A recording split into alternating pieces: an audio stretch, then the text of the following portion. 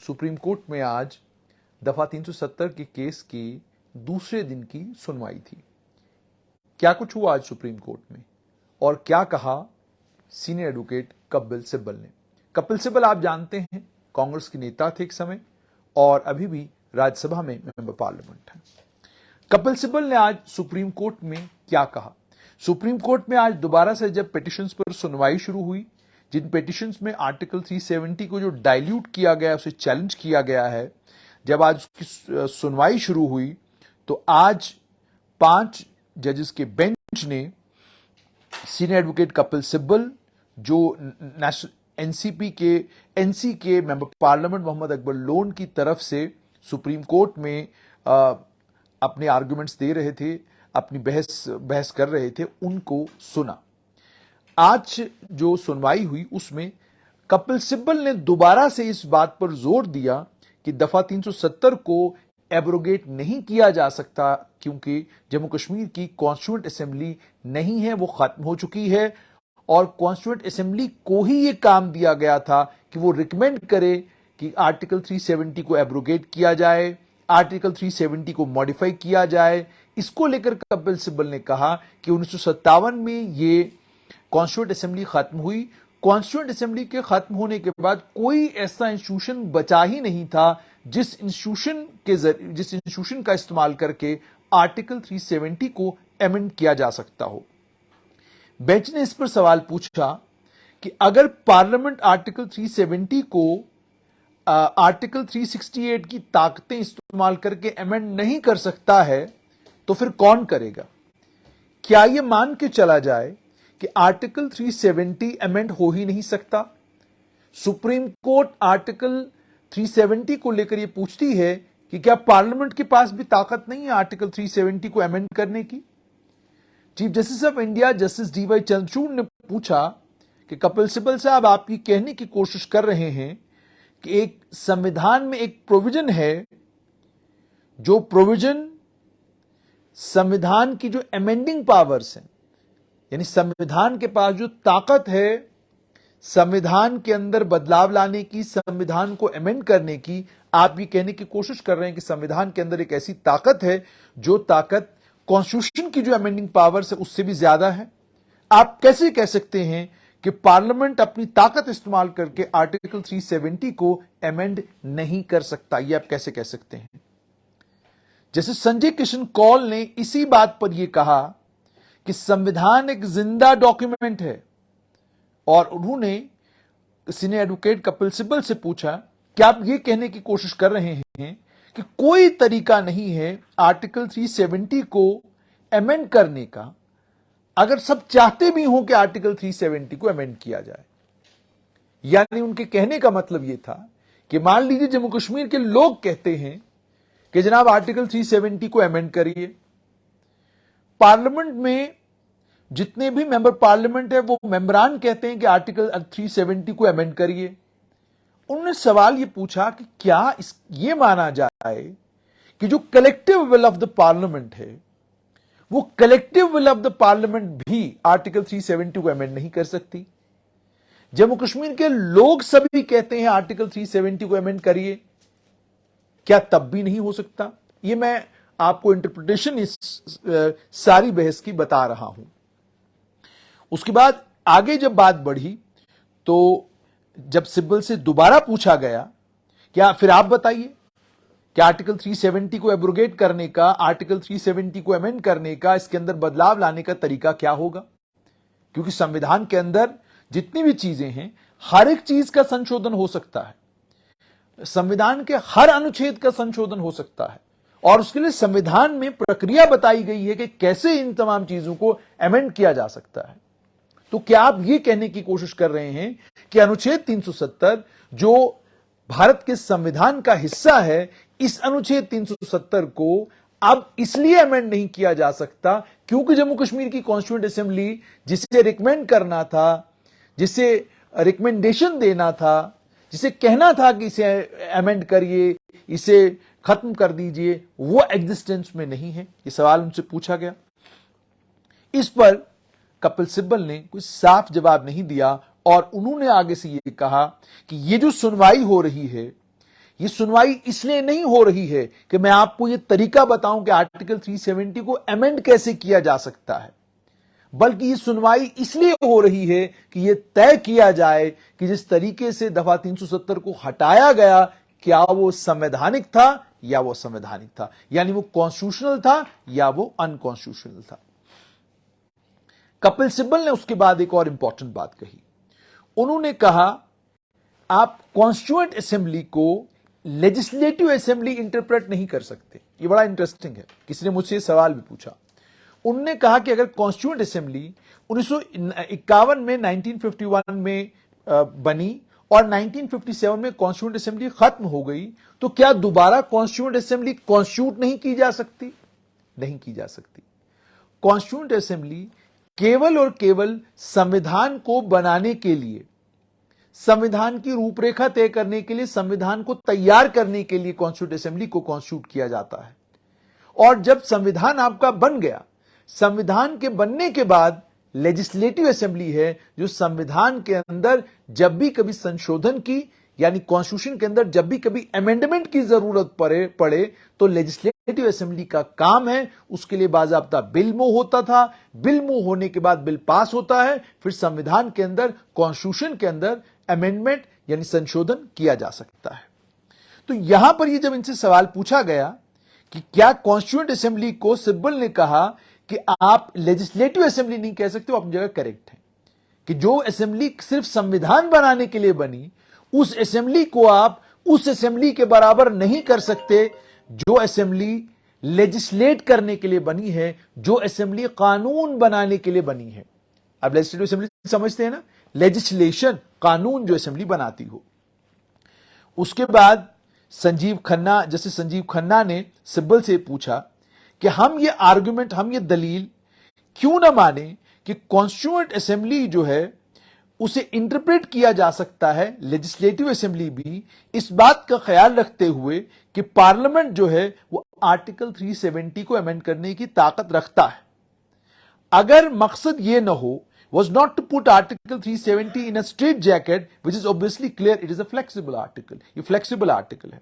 सिब्बल ने इस पर ये कहा आर्टिकल 370 कॉन्स्टिट्यूएंट असेंबली के इंस्टेंस पर फ्लेक्सिबल है, लेकिन पार्लियामेंट के इंस्टेंस पर नहीं। यानी आप आर्टिकल 370 के अंदर बदलाव कर सकते थे जब तक कॉन्स्टिट्यूएंट असेंबली थी, लेकिन आप जब पार्लियामेंट की बात करेंगे तो ऐसा कुछ है ही नहीं। आगे उन्होंने यह भी कहा कि संविधान के जो निर्माता थे उन्होंने यह सोचा था और उसके बाद उन्होंने कॉन्स्टिट्यूएंट असेंबली आर्टिकल 373 में ऐड किया था यह लफ्ज। इस पर जस्टिस खन्ना ने यह कहा उसका कारण तो यह भी हो सकता है कि उस समय, जिस समय भारत का संविधान बनाया जा रहा था, जम्मू कश्मीर की लेजिस्लेटिव असेंबली तो थी ही नहीं। और उसके बाद उन्होंने ये कहा, दोबारा से उन्होंने एक सवाल पूछा, तो ये बिल्कुल सही है, उन्होंने पॉइंट आउट किया। उन्होंने कहा भाई जिस वक्त भारत का संविधान बन रहा था, जम्मू कश्मीर की असेंबली तो थी ही नहीं उस वक्त। तो उन्होंने कहा कॉन्स्टिट्यूएंट असेंबली शायद इसलिए रखा गया होगा क्योंकि जम्मू कश्मीर की कोई असेंबली थी नहीं उस वक्त। तो उन्होंने ये कहा जब हम इस टर्म कॉन्स्टिट्यूएंट असेंबली को इंटरप्रेट करते हैं, क्या इसको हम इस तरीके से इंटरप्रेट कर सकते हैं कि हम इसमें लेजिस्लेटिव असेंबली भी इंक्लूड करें? सिब्बल ने इस पर जवाब जो दिया, उन्होंने कहा नहीं। उन्होंने कहा कि आप कैसे इंटरप्रेट कर सकते हैं एक टर्म संविधान को जो कहता है constituent assembly as a legislative assembly, यानी असेंबली के पीछे जब कॉन्स्टिट्यूएंट लग गया तो मतलब संविधान बनाने वाली असेंबली, और असेंबली के पीछे जब लेजिस्लेटिव लग गया तो कानून बनाने वाली असेंबली। तो संविधान बनाने वाली असेंबली और कानून बनाने वाली असेंबली, आप इन दोनों को एक जैसा इंटरप्रेट कैसे कर सकते हैं? दोनों की इंटरप्रिटेशन अलग अलग है, मैं समझ नहीं पा रहा हूं, यह उन्होंने कहा। और उसके बाद किस इंटरप्रिटेशन के जरिए हम ऐसा कर सकते हैं? कोई ताकत भी हमारे पास ऐसी नहीं है। और उन्होंने कहा अगर आप ऐसा करेंगे तो ऐसा करने से इसका मतलब हम कल तो कोई भी डेफिनेशन चेंज कर देंगे। अगर आज हम लेजिस्लेटिव को कॉन्स्टिट्यूएंट मानना शुरू करें और कॉन्स्टिट्यूएंट को लेजिस्लेटिव मानना शुरू करें तो फिर तो हम कुछ भी मान सकते हैं और कुछ भी कर सकते हैं। उसके बाद आगे उन्होंने और बात बढ़ाई।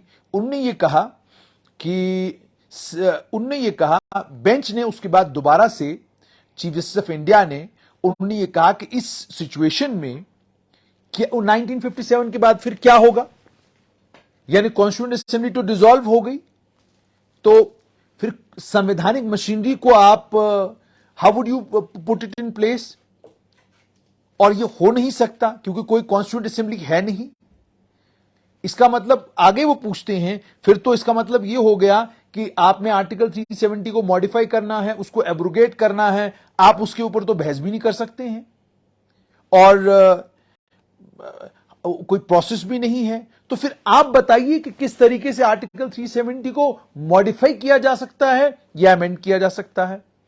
तो इस पर कपिल सिब्बल ने यह कहा, कोई तरीका नहीं है आर्टिकल 370 को एब्रोगेट करने का, क्योंकि आर्टिकल 370 परमानेंट हो चुका है, भारत के संविधान में उसको परमानेंट स्टेटस मिल चुका है।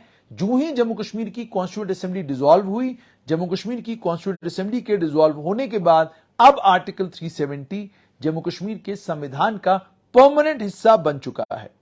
उस पर जस्टिस कृष्ण कौल ने पूछा, आप क्या कह रहे हैं? आप ये कहने की कोशिश कर रहे हैं कि बाकी जितने भी संविधान के प्रोविजंस हैं उनके अंदर आप संशोधन कर सकते हैं, अमेंडमेंट कर सकते हैं, सिर्फ एक है जो संविधान के बेसिक स्ट्रक्चर के बिल्कुल उलट है, ठीक है, this is one provision which can never be amended. यानी आप पूरा संविधान जो है भारत का संविधान, उसमें हर एक चीज का संशोधन, हर एक चीज की अमेंडमेंट कर सकते हैं, लेकिन केवल एक संविधान का एक अनुच्छेद है जिसको आप अमेंड नहीं कर सकते हैं। फिर आगे उन्होंने कहा कि संविधान एक जिंदा डॉक्यूमेंट है, और लाइव डॉक्यूमेंट का मतलब यह होता है कि ये वो एक कागज है, वो एक किताब है जिसके अंदर आप बदलाव कर सकते हैं। यानी इंसान जो जिंदा है, जिंदा इंसान किसे कहते हैं? जिसका ऑपरेशन हो सकता है। जिंदा इंसान किसे कहते हैं? जिसकी आंख का ऑपरेशन, फेफड़े का, गले का, बॉडी के हर पार्ट का ऑपरेशन हो सकता है। तो जिस भी इंसान का ऑपरेशन हो सकता है, ये आपको अंडरस्टैंड करना है, ऑपरेशन हो सकता है तो उसे लाइव कहते हैं, जिंदा। तो ये जिंदा डॉक्यूमेंट है, तो आप संविधान के अंदर भी संशोधन कर सकते हैं। क्या आप ये कहने की कोशिश कर रहे हैं कि इसको बदलने का कोई मैकेनिज्म है ही नहीं, जबकि हर एक चाहता हो कि जनाब इसको बदला जाए? तो फिर आप ये कहने की कोशिश कर रहे हैं कि पूरा कश्मीर कह रहा हो कि जनाब इसको बदलिए, तब भी इसको नहीं बदला जा सकता। और उसके बाद former chief justice of India DY Chandrachud ने कहा, क्या पार्लियामेंट के पास ताकत नहीं है कि वो 368 की पावर इस्तेमाल करते 370 को एब्रोगेट करे? आप ये कहने की कोशिश कर रहे हैं कि संविधान के अंदर एक ऐसा अनुच्छेद है, जो अनुच्छेद है वो अनुच्छेद ऐसा है कि संविधान में जो अमेंडिंग पावर्स हैं, जो संविधान के अंदर संशोधन करने की, अमेंड करने की जो ताकतें हैं, उन ताकतों से भी आगे है। और आप इसका मतलब हम एक नई कैटेगरी क्रिएट करने की कोशिश कर रहे हैं, बेसिक स्ट्रक्चर थे, और 370 उस कैटेगरी में है। इस पर गोपाल शंकर नारायण जो है वो आए और उन्होंने बेंच के कुछ सवालों का जवाब दिया। उन्होंने एक मैकेनिज्म बताया जिसमें उन्होंने ये कहा कि आर्टिकल 371 में एक मैकेनिज्म है जिसके जरिए पूरे का पूरा भारत का संविधान जो है जम्मू कश्मीर पर लागू होता है, जम्मू कश्मीर की सरकार की मर्जी से। लेकिन जम्मू कश्मीर को अगर आपने भारत में विलय कराना है तो उसके लिए सही तरीका ढूंढना है। इस पर भी बेंच कन्विंस नहीं हुआ। फिर से चीफ जस्टिस ऑफ इंडिया ने यह कहा, उन्होंने यह कहा कि आप ये कैसे कह सकते हैं कि पार्लियामेंट जो है वो अपनी ताकतें इस्तेमाल नहीं कर सकता आर्टिकल 370 को अमेंड करने के लिए। इस पर यह कहा कि इस पर कपिल सिब्बल ने यह कहा कि जो पेटिशनर है, ये बहुत इंपॉर्टेंट है आपके लिए सुनना, इसलिए क्योंकि यहां से आपको एक बेसिक चीज समझ में आएगी जो शायद बहुत सारे लोगों को लग रहा है कि बेसिक मुद्दा क्या है, और उसी बेसिक मुद्दे से आपको यह भी समझ आएगा कि ये जो बहस चल रही है माफ कीजिएगा, ये जो इस समय आर्गुमेंट्स और ये जो बहस चल रही है इस वक्त सुप्रीम कोर्ट ऑफ इंडिया में, ये कहां जा रही है। सिब्बल ने यह कहा कि जो पेटिशनर हैं, जो लोग कोर्ट के सामने खड़े हैं, उनका ऐतराज इस बात पर है कि आपने जो तरीका अपनाया आर्टिकल 370 को एब्रोगेट करने के लिए, यानी उनका ऐतराज एब्रोगेशन पर नहीं है कि एब्रोगेट हो गया, उनका ऐतराज इस बात पर भी नहीं है कि इस समय की स्थिति क्या है, उनका ऐतराज केवल इस बात पर है कि आपने जो तरीका अपनाया आर्टिकल 370 को एब्रोगेट करने का वो सही नहीं है। उसमें बेंच ने उनसे ये कहा फिर आप बताइए कि एब्रोगेट करने का सबसे सही तरीका क्या है। तो इस पर कपिल सिब्बल ने जवाब दिया, हम यहां आपको सही तरीका बताने के लिए नहीं आए हैं, ये बिल्कुल लिमिटेड एक संवैधानिक मसला है आप जज साहिबान के सामने। आप कोई दूसरा प्रोसेस अगर है जिसको फॉलो कर सकते हैं वो उसको फॉलो करें, पहले वो सही हो गलत हो करें, ठीक है। और आगे उन्होंने एक और इंपॉर्टेंट बात कही, मैं ये समझता हूं कि किसी वक्त आज नहीं तो कल ऐसा करना था, लेकिन अगर ऐसा करना था तो इसके लिए संवैधानिक रास्ता ढूंढना था। दिस इज वेरी इंपॉर्टेंट, क्योंकि ये चीजें नोट हो रही हैं, जज साहिबान इसको नोट कर रहे हैं। कपिल सिब्बल कह रहे हैं कि किसी न किसी स्टेज पर, मैं समझता हूं किसी न किसी स्टेज पर आज नहीं तो कल इसे किया जाना था, लेकिन ये संवैधानिक तरीके से किया गया होना चाहिए था। जिस पर बार बार सुप्रीम कोर्ट ने उनसे ये पूछा कि आप बताइए तरीका क्या है, तो उस पर उन्होंने जवाब देकर कहा भाई तरीका तो बताना नहीं है, हमको तो केवल फैसला इस बात पर करना है कि यह संवैधानिक है या असंवैधानिक है, और अगर यह संवैधानिक है तो फिर रिवर्स कर दिया जाए। उसके बाद कपिल सिब्बल ने अपने आर्गुमेंट्स के दौरान यह भी कहा कि application of Jammu Kashmir order 1950, application of Jammu Kashmir order 1954, in orders के जरिए कपिल सिब्बल ने यह कहा कि जो संविधान की ताकतें हैं, जो संविधान के अनुच्छेद जम्मू कश्मीर पर लागू किए गए, ये इन ऑर्डर्स के जरिए लागू किए गए। इसमें फंडामेंटल राइट्स हैं, directive principles of state policy हैं, आर्टिकल 356 है भारत के संविधान का, और उन्होंने यह भी कहा कि यह सब कुछ संविधान के जरिए किया गया था। और इन्होंने ये कहा ये 1951 से लेकर 57 तक हो रहा था जब संविधान बनाया जा रहा था, और इसीलिए उन्होंने कहा कि मैं आपको 1954 का कॉन्स्टिट्यूशनल ऑर्डर दिखाना चाहता हूं जिसने 1950 के ऑर्डर को सुपरसीड किया, और आपको यहां से पता चलेगा क्या किया गया था। और इस पर उन्होंने आगे से यह कहा कि बिना कंकरेंस के कोई भी चीज नहीं हुई सिवाय उन चीजों के जिन पर ताकत जो है भारत सरकार की थी। और उसके बाद फिर आगे सवाल पूछा गया, चीफ जस्टिस डीवाई चंद्रचूड़ ने पूछा कि आप बताइए कि क्या जम्मू कश्मीर की सरकार के साथ कंसल्टेशन जरूरी है, आर्टिकल 370 को अमेंड करना है नहीं करना है, इस पर क्या जम्मू कश्मीर की सरकार से सवाल जवाब करना जरूरी है। इस पर उन्होंने ये कहा, उस पर उन्होंने ये कहा आर्टिकल 371(b)(1 पार्लियामेंट को यह ताकत देता है कि जो यूनियन लिस्ट में और जो कंकरेंट लिस्ट में हैं जितने भी मामले हैं उन पर कानून पार्लियामेंट बना सकता है, ठीक है, और वो भी जम्मू कश्मीर की सरकार के साथ कंसल्टेशन के बाद, ठीक है। उसके बाद उन्होंने आगे ये कहा कि इस एक सवाल के जवाब में सिब्बल ने यह कहा कि article 371(b)(i only dealt with the list but article 371(d) dealt with the whole constitution. Justice DY Chandrachud ने पूछा कि क्या होगा अगर राष्ट्रपति कोई एक्सेप्शन या मॉडिफिकेशन नहीं करते, क्या उसमें भी जम्मू कश्मीर की सरकार की कंकरेंस और कंसल्टेशन की जरूरत पड़ेगी। फिर आगे उन्होंने यह भी कहा कि आर्टिकल 371(d) पार्लियामेंट को ताकत नहीं देता कानून बनाने की, यह बेसिकली उसकी ताकतों को रोकता है, ये लिमिटिंग क्लॉज है, ठीक है। तो अगर ये लिमिटिंग क्लॉज है तो फिर पार्लियामेंट की पावर इस तरह के कानूनों को लागू करने की कहां पर है। तो उसके बाद फिर इस पर कपिल सिब्बल ने दो क्लॉजेस के बीच में क्या फर्क है वो फर्क बताया, और उन्होंने ये कहा कि किस तरीके से प्रियम्बल क्या कहता है, आर्टिकल 370 क्या कहता है। इस पर चीफ जस्टिस ऑफ इंडिया ने दो पॉसिबल कंस्ट्रक्शंस दी आर्टिकल 371 की, और उसमें उन्होंने ये कहा कि जब राष्ट्रपति एक्सेप्शन या मॉडिफिकेशन बिना स्टेट के करता है, और दूसरा जिसमें कंसल्टेशन या कॉन्फ्रेंस की जरूरत पड़ेगी, तो उस पर उन्होंने कहा कि the question which is the most plausible construction.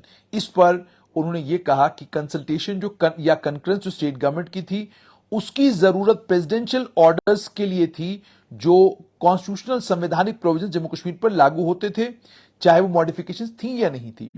इस पर दोबारा से उन्होंने उनसे ये पूछा कि दोबारा से इन्हीं संवैधानिक चीजों को लेकर दोबारा से कपिल सिब्बल से पूछा गया कि जब से एडेप्टेशन के ऑर्डर्स इशू किए गए तो कॉन्स्टिट्यूशनल प्रैक्टिस इसको फॉलो किया गया था। जब से ये adaptation orders proceeds on the basis that government selectively applied provisions of constitution to J and K, they never treated as if all provisions applied. अच्छा, उसके बाद आर्टिकल 370 का सबसे इंपॉर्टेंट कंपोनेंट अब आप लोगों ने सुनना भी है और इसको समझना भी। बहुत सारे लोग बोर होते हैं, कहते हैं लंबी वीडियो है, लेकिन करें क्या, मामला भी इतना ही पेचीदा है। कॉन्स्टिट्यूएंट असेंबली को लेकर कपिल सिब्बल ने अपने आर्गुमेंट से यह कहा, सिब्बल ने बेंच को यह बताया कि जब कॉन्स्टिट्यूशन ऑर्डर ऑफ 1954 इशू किया गया उस समय जम्मू कश्मीर की कॉन्स्टिट्यूएंट असेंबली एग्जिस्ट करती थी। उन्होंने कहा उनके पास एक चॉइस थी, वो नो कह सकते थे। वो कह सकते थे कि हम आर्टिकल 370 को एब्रोगेट करना चाहते हैं और भारत का हिस्सा उसी तरीके से बनना चाहते हैं जैसे बाकी राज्य हैं। कॉन्स्टिट्यूएंट असेंबली को 1951 में कॉन्स्टिट्यूट किया गया। उन्होंने कहा कि ऐसा हम नहीं करेंगे। इसमें आगे कपिल सिब्बल ने जम्मू कश्मीर के उस संविधान की बात की जो संविधान 5 अगस्त 2019 को खत्म हो गया। ठीक है, इस पर फॉरेन जस्टिस संजय किशन कौल ने उनको रोका। उन्होंने कहा क्या जम्मू कश्मीर का संविधान आर्टिकल 370 को भारत के संविधान में पक्की जगह देता है, यानी परमानेंट हो गया आर्टिकल 370। और इस पर chief justice of India CJI DY Chandrachud ने ऐड किया आर्टिकल 147 जो जम्मू कश्मीर के संविधान का है। वो ये कहता है it's provisions were to be treated as subordinate to the Indian constitution. जो जम्मू कश्मीर के संविधान के अनुच्छेद हैं वो भारत के संविधान के अनुच्छेदों के सबऑर्डिनेट हैं। सिब्बल ने एम्फेसाइज किया कि जम्मू कश्मीर और भारत के बीच में जो रिश्ता है जिसे कॉन्स्टिट्यूएंट असेंबली ने एस्टैब्लिश किया है वो परमानेंट है। उन्होंने आगे ये कहा कि सरकार का ये फैसला कि उन्हें कॉन्स्टिट्यूशनल ऑर्डर जो संविधान का ऑर्डर है जम्मू कश्मीर पर लागू होता है और इसे यूनियन टेरिटरी जिस ऑर्डर के तहत उन्होंने बनाया, ये बेसिकली एक राजनीतिक एक्ट है। ठीक है, और ये संविधान के फ्रेमवर्क से बाहर है।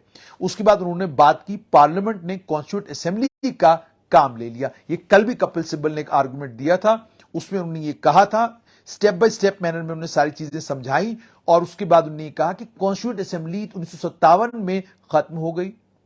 पहला प्रेसिडेंशियल ऑर्डर जो है उसने कॉन्स्टिट्यूएंट असेंबली को आर्टिकल 373 में रिप्लेस किया स्टेट लेजिस्लेटिव असेंबली से।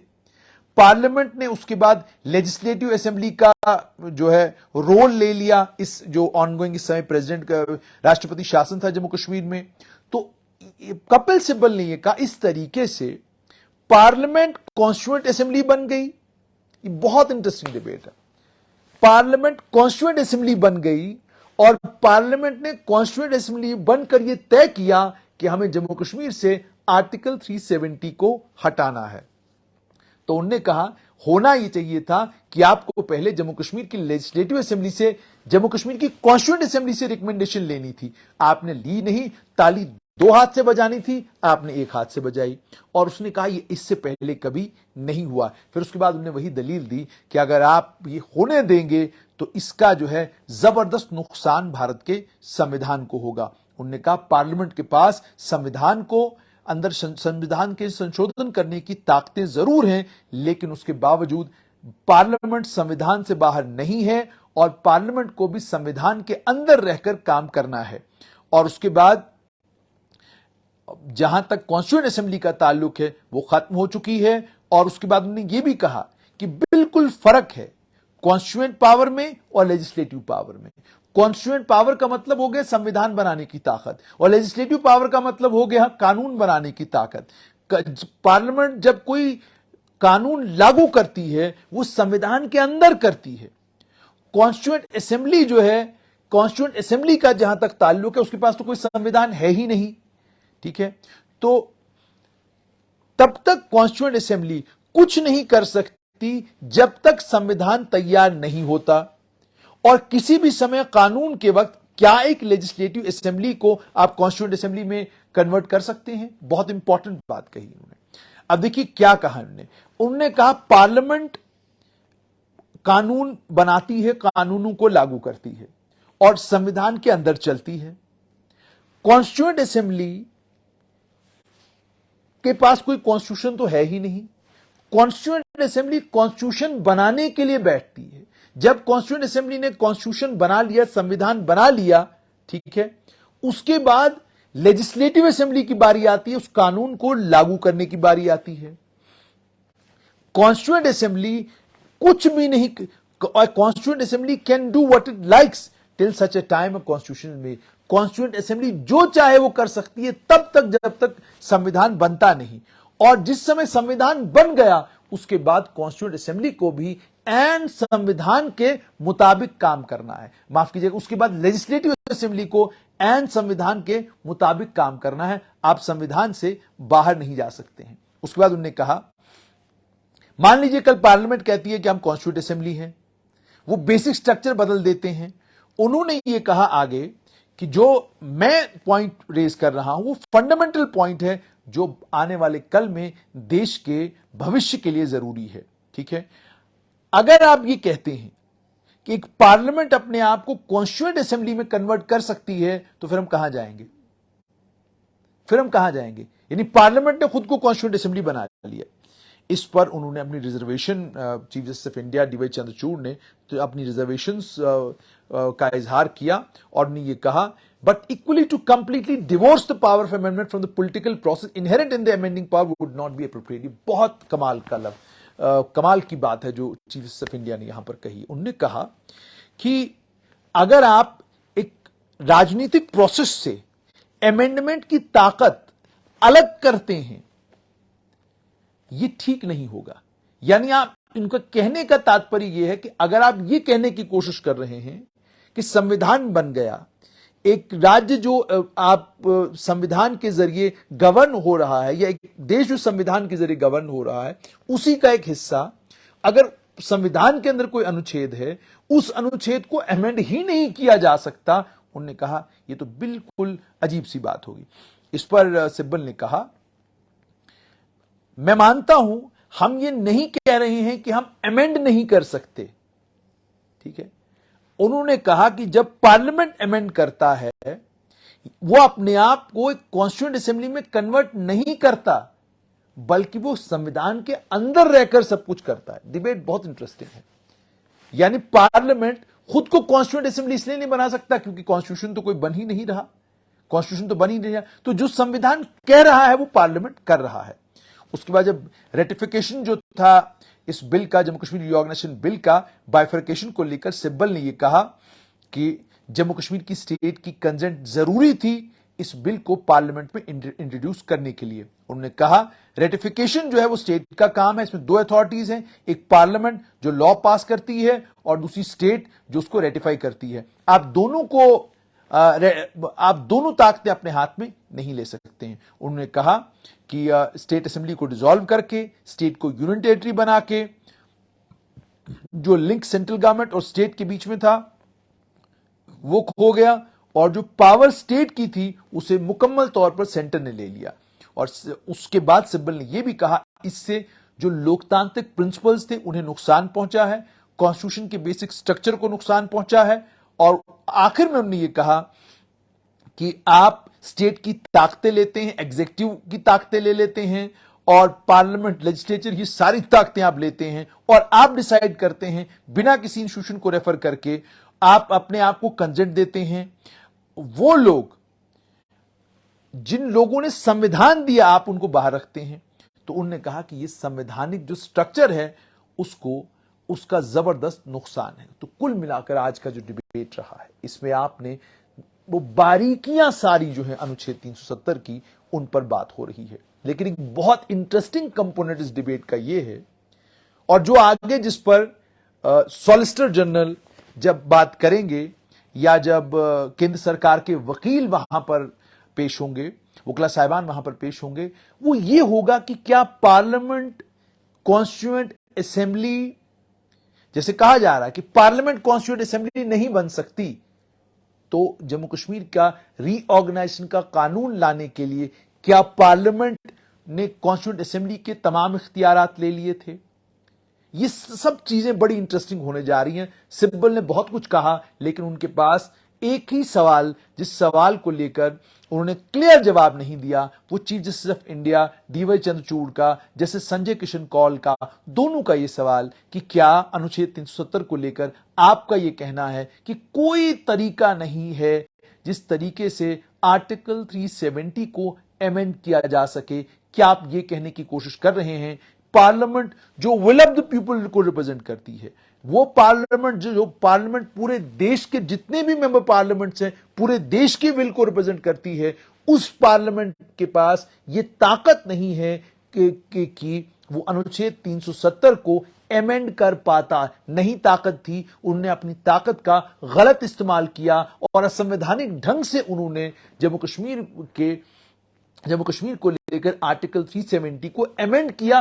क्या आप ये कहने की कोशिश कर रहे हैं? मैंने आपको कहा बहुत इंटरेस्टिंग है। इसमें कपिल सिब्बल ने भी जैसे ये कहा, उन्होंने कहा बाकी सारी बातें छोड़ दीजिए, हमारा मामला ये नहीं कि आप कर सकते थे या आपने कर लिया। आप कर सकते थे और ये आने वाले वक्त में किसी भी वक्त हो सकता था। कोई मतलब उन्होंने ये नहीं कहा कि आर्टिकल 370 अमेंड ही नहीं हो सकता, उन्होंने कहा नहीं, ये हो सकता था किसी भी वक्त, लेकिन जो तरीकाकार इख्तियार किया गया, क्या वो संवैधानिक है या वो संवैधानिक है? तो यानी मामला वहीं पर अटका हुआ है कि अगर सुप्रीम कोर्ट कहता है कि ये सारा असंवैधानिक था, तो क्या रोल बैक होगा सब कुछ? और अगर वो कहते हैं ये संविधान के पास और भारत संविधान के पास, पार्लियामेंट के पास ताकत थी और पार्लियामेंट ने अपनी ताकत का बिल्कुल सही इस्तेमाल करके आर्टिकल 370 को अमेंड किया है, तो मामला वहीं पर खत्म हो जाएगा। डिबेट बहुत इंटरेस्टिंग है। आज दूसरा दिन था, दूसरे दिन में कपिल सिब्बल ने क्या कुछ कहा, वो सब कुछ आप तक मैंने पहुंचाया। कोशिश करेंगे कल जब इस पर दोबारा बातचीत हो, जो कुछ कल होगा वो भी आप तक स्ट्रेट लाइन के जरिए जरूर पहुंचाएंगे।